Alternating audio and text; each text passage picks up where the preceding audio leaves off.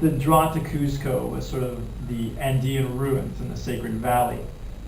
And I decided to skip Machu Picchu because you can't take your car right there. You have to kind of get on a train. And I just felt it was kind of touristy.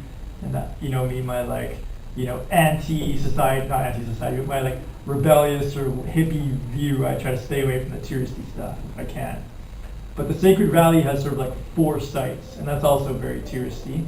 But I was able to drive up from Cuzco, and I think I've got some video of me heading up, cross over this gap, and then you head down into the Sacred Valley. Probably have some video of that. I just parked my car on the side of the road, and then like hiked up. And even though my stomach was better, I was, like I say, pretty malnourished. So I remember hiking up and up and up and up. And I got to a point when I'm up in all the ruins up there. And I have some amazing video of the ruins. So I should probably just shut up right now and let you see some of those ruins in that first spot called Pisac. So hopefully showing you some video of that now. Amazing view down onto the city, amazing view of the ruins. But I was up there and my calf muscle, like, I couldn't like run upstairs or anything, it would just like spasm on me. So I was like, oh shit. So I had to slow it down. But I had this idea, this mission. I was going to go see all the 4 spots in the Sacred Valley. So Pisac was the first one, amazing.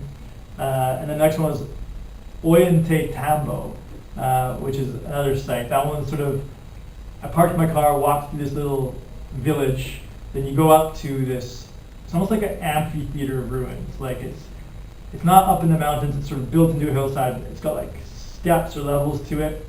So that one was pretty cool as well. And then I was like, okay, I got to get to the next one.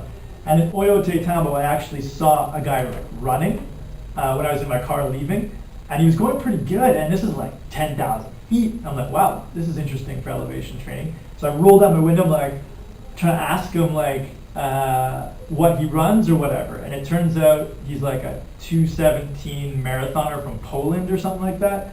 So that was like super interesting because I was thinking, I wonder what training up here. They say 7,000 feet, 8,000 feet is ideal, but I've always been curious about training at 11,000, 12,000, 13,000, that type of thing. My neighbors are doing some renovations, I guess. Hopefully you can hear me. And the next place was called Moras, or Morai, but I couldn't go there because the road was dirt, apparently. A police officer told me. So I just left that one, and I finished off in Chinchero, which had way fewer tourists, hopefully you can hear me, and more green and just kind of peaceful. And that was a nice way to end the day.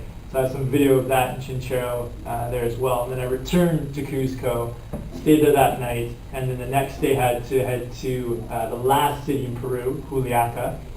And I was like, oh, Juliaca will be great. It'll be smaller than Peru. So far, Peru, it's been fairly easy to find my way to the hotels, which is very difficult without Wi-Fi or any Google Maps on your phone. I just take pictures from the hotel on my computer, put those pictures on my phone, and try to find my way. It can be interesting. So Juliaca, I have like the true Andes look with like snow-capped mountains and everything like that on the way. I have like me entering into Juliaca, beautiful sunny day, looks like it's going to be good. But when I get to Juliaca, all of the roads, once you hit the town, stop. They're not paved anymore. It's like huge pothole, like dirt roads. I'm like, why? Like, we're in a city. In the city, the roads should be paved if the highway is paved. So it got to a point where I was like, I can't drive here. Like, I'm going to kill my golf. I got to an actual point where I got to this huge like pothole, and I had to stop and like go in reverse. And there's cars honking at me. And in that part of the world, Bolivia and Peru, it's like the most annoying thing. Even in normal conditions, everybody communicates by honking. And I hated that. I was like, oh. So I had to find a kabuki cab in Juliaca and say, I need you to take me to my hotel, because I couldn't find it.